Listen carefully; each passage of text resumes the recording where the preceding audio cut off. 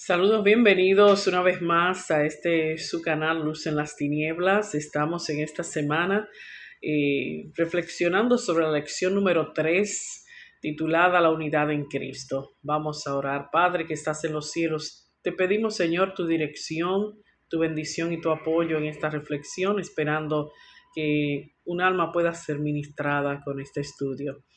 Te pedimos la bendición para todos los que escuchen y vean esta transmisión. En el nombre de Jesús, amén y amén. La unión, ¿qué es la unión? La unión es armonía, la unión es unidad de propósito, propósitos común. Así que cuando podemos definir la unidad en Cristo como que es la unión espiritual que tienen los creyentes con Jesucristo y entre sí mismos. Significa que aunque las personas tengan diferentes culturas, edades, nacionalidades, idiomas, antecedentes, forman un solo cuerpo porque comparten la misma fe en Cristo. Y eso es muy importante. Eso usted no lo encuentra en ninguna otra parte. La Biblia enseña este principio en varios pasajes. Por ejemplo, tenemos a Juan 17:21, donde Jesús oró pidiéndole al Padre para que sus seguidores fueran uno, así como Él y el Padre son uno. En Efesios 4, por ejemplo, del 3 al 6, se exhorta a los creyentes a mantener la unidad del Espíritu, recordando que hay un solo Señor, que hay una sola fe y un solo bautismo, de manera que asimismo debemos ser todos uno solo en Cristo Jesús, uno solo en nuestra fe, uno solo en nuestro bautismo. En Primera de Corintios, por ejemplo, que estamos estudiando, pero vamos a mencionar el capítulo 12, del versículo 12 al 27, la iglesia se compara con el cuerpo, que tiene muchos miembros, ¿verdad? Pero al fin y al cabo es un solo, y ese cuerpo de los hermanos de la iglesia componen el cuerpo de Cristo, un solo cuerpo en Cristo Jesús. ¿Y qué implica, qué significado puede tener la unidad en Cristo? Bueno, lo primero es el amor mutuo. Tratar a los demás creyentes como hermanos y hermanas en Cristo Jesús, tener un propósito común.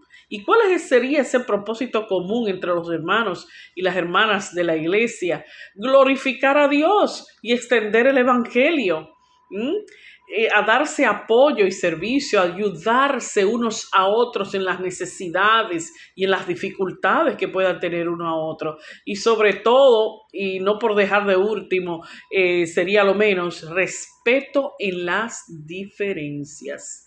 No significa que todos piensen exactamente en lo mismo, ¿verdad? Sino que pensemos que permanecer unidos en las verdades fundamentales de la fe. Eso es, porque sabemos que cada quien tiene una opinión diferente. Sin embargo, no se trata de esto, sino de converger en esos puntos comunes, que es la fe en Cristo Jesús. En resumen, la unidad en Cristo es vivir en comunión con Dios y con los demás. El Señor dice, si tú dices que me amas y no amas a tus hermanos, el cual ve, el tal es mentiroso. Así que esta unión en Cristo tiene que incluir obligatoriamente a nuestro prójimo, a los demás creyentes, ¿verdad? Reflejando el amor, la paz y la armonía que Cristo desea para su iglesia. Gloria a Dios por eso.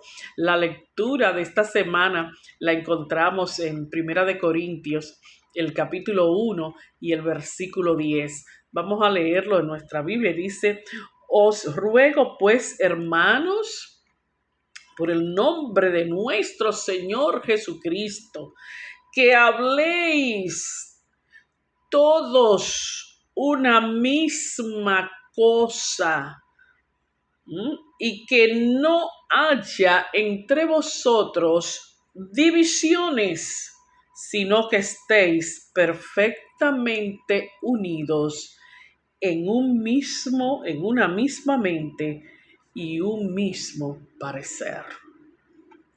Esto es demasiado importante. Este versículo suele malinterpretarse como si Pablo estuviera pidiendo uniformidad absoluta. Y sabemos que eso no puede ser. Sin embargo, el contexto muestra algo mucho más profundo. El contexto era en la iglesia de Corinto. Sabemos que estaba dividida en partidos. Unos decían yo soy de Pablo, otros decían yo soy de Apolos, otros decían yo soy de Cefas y otros decían yo soy de Cristo. El problema no eran las diferencias de personalidad, sino el espíritu de rivalidad y de orgullo que estaba fracturando la iglesia, fracturándola. Que habléis todo una misma cosa. No es que mi conversación o mis palabras está repitiendo lo mismo que dice el otro, eso no es de lo que se trata. Hablar una misma cosa no significa ni siquiera que eliminemos nuestras opiniones, sino que nosotros estamos llamados a que el mensaje central sea el mismo. El mensaje central sea el mismo. Cristo crucificado como fundamento de la fe. La iglesia debía hablar en ese mismo tenor, ¿verdad? Ese mismo sentir, esa misma armonía respecto al evangelio. Que no haya divisiones. Fíjense, la palabra griega que se usa aquí para divisiones es schimata, que significa ruptura, desgarramiento. Mire, yo voy a dividir este lápiz, ¿verdad? Lo estoy dividiendo en dos. Por ejemplo, ¿verdad? Cada parte se ha quedado entera, pero si yo lo fracturara, la cosa fuera diferente. Si yo lo desgarrara, la cosa fuera diferente. Sabe que el desgarre duele. Partirse algo duele. Yo no sé si ustedes se han desgarrado un músculo alguna vez en su vida o se han partido un hueso. Darse cuenta de lo que es eso. O sea, esa palabra aquí, división, es mucho más profunda. Es algo como con dolor. Algo que implica como algo mucho más profundo. Lo que causa el tener grupos separados en la iglesia. Es un desgarramiento de la iglesia. O sea, Pablo no quiere una iglesia rota por los bandos, la competencia o el orgullo. Quiere una iglesia, como dice aquí, perfectamente unidos en una misma mente, en un mismo parecer. Cuando algo se une, ¿verdad? Que queda perfecto, es como hablar de algo que se une perfectamente, es como decir que los pedazos se unen los unos a los otros y pareciera como si nunca se hubiese partido, como si nunca se hubiese dividido. Una unión perfecta. O sea, esto aquí trae la idea de algo restaurado total y absolutamente, recompuesto en su forma original, o como una red de pesca reparada, o cualquier otra cosa que usted le llegue a la mente de que se rompe y que se puede unir de manera perfecta. Pablo invita a que la iglesia sea restaurada para pensar con la mente de Cristo, que es lo más importante, pensar con la mente de Cristo. Todos deberíamos procurar ese tipo de pensamiento, pensar con la mente de Cristo. Si un hermano me hace esto, ¿qué pensaría Cristo? ¿Cómo actuaría Jesucristo en este caso? Entonces nosotros veremos cómo las cosas marcharían diferente y tomar decisiones guiadas por el Evangelio. No por intereses personales, no por orgullo, no porque fulano quiere o porque yo no quiero, no, tomar decisiones basadas en la Biblia, tomar decisiones basadas en la mente de Cristo. La unidad cristiana no significa uniformidad, como hemos dicho. Una uniformidad es como que todo esté parejo, el mismo color, la misma tonalidad. Nosotros sabemos que venimos de diferentes países, con diferentes culturas. Sin embargo, en el cielo no van a haber nacionalidades. Todos seremos uno y nuestra nacionalidad será la del Salvador Cristo Jesús, ¿verdad? Es la fidelidad compartida, aunque no busquemos esa uniformidad aquí en la tierra porque tenemos diferentes culturas, nuestra bandera, nuestra lengua, nuestros países, pero podemos ser uno solo en Cristo Jesús, en esa fidelidad compartida. Una iglesia puede tener diferentes dones, diferentes ministerios y diferentes perspectivas de asuntos secundarios, pero jamás separarse.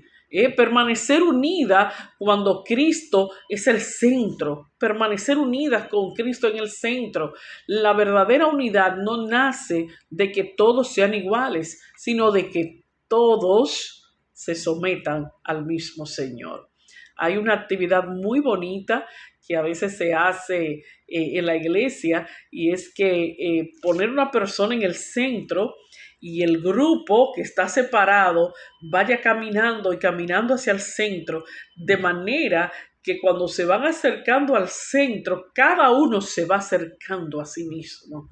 Cristo es el centro y lo más que nos acercamos a Jesús, lo más que nos acercamos los unos con los otros. Eso es algo que no se puede evitar. Es inevitable que usted se acerque verdaderamente a Cristo y que no se acerque a sus hermanos. Si usted dice que está cerca de Cristo y está alejado de los hermanos, la misma Biblia dice que usted es un mentiroso. Si usted se acerca a Cristo, tiene que haber un acercamiento a los hermanos, porque esa es la manera que demostramos que somos hijos de Dios y que estamos unidos en un mismo pensamiento. Pablo no pide una iglesia donde nadie discrepe jamás. Pide una iglesia donde el amor por Cristo sea mayor que el deseo de tener la razón o de seguir a un líder humano. Esa es la esencia de la unidad en Cristo. No es a un líder. Cuando usted está pensando en alguien, en una persona, en un líder terrenal, en un pastor, usted le está quitando su mérito a Cristo. Los grupos cerrados o las facciones son uno de los mayores peligros de la unidad de la iglesia porque poco a poco desplazan a Cristo del centro y ponen a las personas, las preferencias o los líderes en su lugar. Eso fue precisamente lo que ocurrió en Corintio. Pablo dice en 1 Corintios 1, de 12 al 13, que las personas estaban dividiéndose en yo soy de Pablo, yo soy de Apolos, yo soy de Cefas, yo soy de Cristo. ¿Acaso Cristo está dividido?, preguntó él. La iglesia dejó de verse como un solo cuerpo y comenzó a identificarse por afinidades personales y de líderes que no fueron los que murieron por usted. Fue Cristo y Cristo no está dividido. Esa es la realidad y eso es lo que nosotros debemos entender y asimilar en esta lección de esta semana. ¿Por qué son tan peligrosos esos grupos, esas fracciones en la iglesia, esos sectarismos? Porque crean un nosotros y ellos, esas separaciones, un grupo aquí, un grupo allá. A veces nos parece que es imposible, pero en Cristo Jesús todo es posible. Podemos lograr esa unidad porque si creemos que así como aquí en la tierra hay grupitos, lo van a ver allá en el cielo, estamos total y absolutamente equivocados. Los nuevos miembros también que llegan a la iglesia pueden sentirse excluidos con esos grupitos, pues usted llega y ve un grupo allá, ¿dónde quepo? O pocos valorados.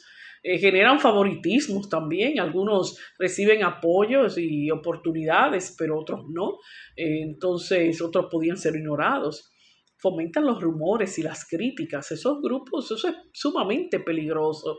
La comunicación deja de ser abierta y aparecen conversaciones privadas que dañan la confianza entre los hermanos. compiten por influencia. No voy a hablar de puesto, voy a hablar de influencias. El objetivo deja de ser servir a Cristo y pasa a ser defender un grupo o un líder o una idea. Debilitan el testimonio de la iglesia. Jesús dijo que el mundo conocería a sus discípulos no porque sepan mucha doctrina, no porque sepan mucho de profecías, por el amor que se tienen los unos a los otros. Eso está en Juan 13:35. ¿Qué podemos hacer entonces para evitar este problema? Una de las primeras cosas es mantener a Cristo como el centro, no a un pastor, no a un anciano, no a un ministro, no a una familia influyente. Promover la integración de todos, animar a los miembros a relacionarse con personas diferentes y a comunicarse entre grupos diferentes, a colaborar con los ministerios de los demás también, no permanecer siempre en un mismo círculo. Eso hace que la iglesia se compenetre mucho más. Rotar responsabilidades y equipos de trabajo para que todos tengan oportunidad de servir y conocerse. Eso es muy bonito. ¿Crees que puede lograrse en tu iglesia? ¿Crees que puede lograrlo tú mismo? Que comiences a hacer eso, resolver los conflictos de manera bíblica. De manera bíblica, tratando de hablar con el hermano, buscar al hermano, perdonar, ser humilde, hacer lo que dice el Efesios. Pablo hablaba de considerar que las otras personas son superiores a ti, que todos eran superiores. Eso es algo que a veces nos choca en nuestra mente, porque no podemos como concebir que yo vea a los demás, a todos superiores a mí. Pero imagínate que cuando tú eres que te ves superior a los demás, entonces te llenas de orgullo, te engrandeces de manera inadecuada. Orar juntos, estudiar la Biblia juntos, porque la unidad nace de una comunión compartida con Cristo. Y como les decía, practicar la humildad. Debemos considerarnos iguales en todos los aspectos. No importa no importan las diferencias que conocemos, sociales, económicas, sino que nosotros como hermanos y hermanas en Cristo sepamos que somos iguales en Cristo Jesús, que no hace acepción de persona. Y la unidad no significa que todos tengan la misma personalidad. Sabemos que van a haber diferencias, porque hasta los hermanos en una misma familia tienen sus rasgos distintos, ¿verdad? Pero nosotros entendemos eso. Sin embargo, la Biblia busca que nosotros tengamos una identidad igual, una armonía. Eso es lo que busca, que aunque somos diferentes, podamos comunicarnos y ser unos en Cristo Jesús, porque todos caminamos hacia el mismo Señor, y si todos caminamos hacia el mismo punto, nos vamos a unir en el camino. Y saben que el camino es estrecho. El camino es estrecho y la puerta también, de manera que vamos a tener que juntarnos en el camino. Así que tenemos que soportarnos, tenemos que saber andar juntos. Satanás sabe que una iglesia unida es poderosa, por eso es que él siempre busca atacar desde dentro. Él no necesita destruirla desde afuera. Basta y sobra con que divida a los hermanos desde adentro. Logra un éxito rotundo. Una buena pregunta para toda la congregación es: ¿las personas que llegan por primera vez sienten que entran a una familia unida o sienten que están entrando a un lugar donde ya existen grupos cerrados a los que nunca podrán pertenecer? La respuesta a esa pregunta puede revelar el verdadero estado de la iglesia. Porque si no es un sí, entonces significa que tu iglesia tiene problemas. En 1 Corintios 3, del 1 al 4, Pablo describe la inmadurez espiritual de los corintios con tres imágenes muy claras. Una de ellas es que eran como niños en Cristo. Pablo les dice que no pudo hablarles como a personas ya adultas, espirituales, sino como a personas o como a niños, ¿verdad? Que estaban necesitando todavía leche. ¿Por qué? Porque todavía eran carnales. No está cuestionando, vamos a decir, que fueran creyentes o no, sino que aunque ya habían aceptado a Cristo, no habían crecido espiritualmente. Seguían reaccionando de manera carnal. Solo podían, dice él, recibir leche. Les dio leche y no alimento sólido. La leche representa las enseñanzas básicas que se dan en el Evangelio, mientras que el alimento sólido representa ya una comprensión más profunda en una vida de evangelismo mucho más concentrada, más elevada, ¿verdad? Más espiritual, más madura. El problema no era el tiempo que llevaban en la iglesia, porque podemos pensar, bueno, los bebés espirituales son los primeros que han entrado. No, no se trata de eso, sino que no habían avanzado en su desarrollo espiritual. Ustedes saben que comparando el crecimiento espiritual con un bebé o con un adulto, nadie puede quedarse bebé, tiene que ir desarrollándose, creciendo. Lo mismo pasa en la iglesia, en el desarrollo espiritual. Usted no puede quedarse como bebé toda la vida en lo básico. Usted tiene que ir creciendo espiritualmente, madurando. Así que su conducta de esta persona, ¿verdad?, demostraba su carnalidad, como dice Pablo. Demostraba su carnalidad. Cuando usted no crece espiritualmente, es porque usted se queda carnal, mi querido. La mayor evidencia de la inmadurez en las personas es el comportamiento. Habían celos, existían contiendas, se formaban partidos diciendo yo soy de Pablo, yo soy de Apolos, yo soy de esto. O sea, Pablo afirma que esa actitud era propia de personas que vivían según criterios humanos, de personas que no estaban siendo guiadas por el Espíritu Santo. La madurez espiritual no se mide por los años que tú puedas tener en la iglesia, sino por el crecimiento que tú puedas tener. No se mide ni siquiera por el conocimiento bíblico que poseen o los cargos que puedan tener en la iglesia. Se evidencia por el carácter transformado por Cristo. Eso es lo más importante, porque Cristo dijo, vendré otra vez y os tomaré a mí mismo. ¿Qué significa os tomaré a mí mismo? Aquellos que se parecen a mí, tengo que ver mi rostro reflejado en ellos. Cuando hay humildad, amor, servicio y unidad, hay crecimiento espiritual. Pero cuando predominan los celos, la contienda, el orgullo, señores, todo eso es mundano. Las divisiones significa que todavía hay inmadurez, que todavía no hay espiritualidad, sino carnalidad en nosotros. Este pasaje nos invita realmente a preguntarnos, ¿estoy creciendo para parecerme más a Cristo o sigo reaccionando con las mismas actitudes carnales de antes? Esto verdaderamente es para meditar profundamente.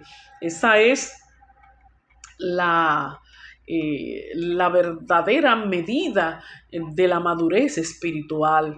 Cuando yo dejo de reaccionar de manera carnal. En Colosenses 1:24, Pablo describe, dice él, ahora me gozo en lo que padezco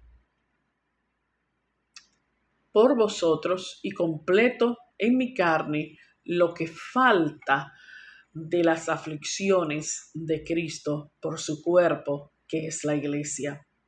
¿Qué está queriendo decir Pablo con esto? A primera vista, este versículo puede parecer un poquito difícil, pero su significado se aclara al leerlo en su contexto que Pablo está hablando, ¿verdad? ¿Qué significa sufrir por causa de Cristo? Pablo estaba preso, perseguido, golpeado y rechazado por predicar el Evangelio. Su sufrimiento no era consecuencia de hacer el mal, sino de ser fiel a Cristo y servir a la iglesia. Sufrir por causa de Cristo significa permanecer fiel a Jesús, aunque eso traiga rechazo o persecución, soportar dificultades por anunciar el Evangelio, sacrificarse por el bienestar espiritual de otros, renunciar a la comodidad para obedecer el llamado de Dios. ¿Qué significa que completo lo que falta de las aflicciones de Cristo? ¿Será que Pablo está diciendo que no estuvo completo el sacrificio de Jesús en la cruz? No, de ninguna manera. Ni que tampoco le faltaba algo para salvarnos. La muerte de Cristo en la cruz fue un sacrificio perfecto y suficiente para nuestra redención. Lo que falta es que mientras la iglesia continúa la misión aquí en la tierra, ¿verdad? Nosotros estamos participando de nosotros como seguidores aquí en el mundo, estamos enfrentando oposición, lo mismo que enfrentó Jesús. Estamos enfrentando persecución, lo mismo que enfrentó Jesús. Y podemos también sufrir muerte como sufrió Jesús. Así que esto es como Cristo ya sufrió por nuestra salvación y ahora su pueblo sufre por llevar ese mensaje al mundo. Pablo veía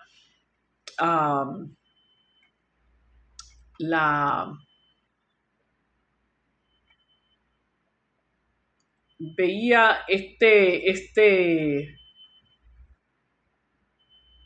la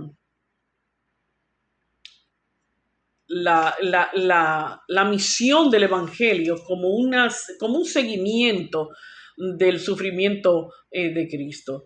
Para Pablo ese sufrimiento no era motivo de vergüenza, sino de gozo, porque sabía que estaba participando en la obra de Cristo y edificando a su iglesia. Por eso él decía que me gozo. De manera que nosotros también debemos ver los sufrimientos, ver ese desdoblamiento que tenemos que hacer de nuestra vida, de una manera de un gozo en el Señor, porque tenemos que ser uno con Él, ser partícipes de su gozo, pero también de su sufrimiento. El llamado es claro a que seamos uno en Cristo Jesús. Y esa unidad solamente la podemos lograr en la medida que nos acercamos a Cristo, en la medida que hacemos de Cristo el centro en nuestras vidas. Que Dios pueda bendecirnos rica y abundantemente. Te espero en una próxima entrega. Gracias por haber estado ahí conmigo.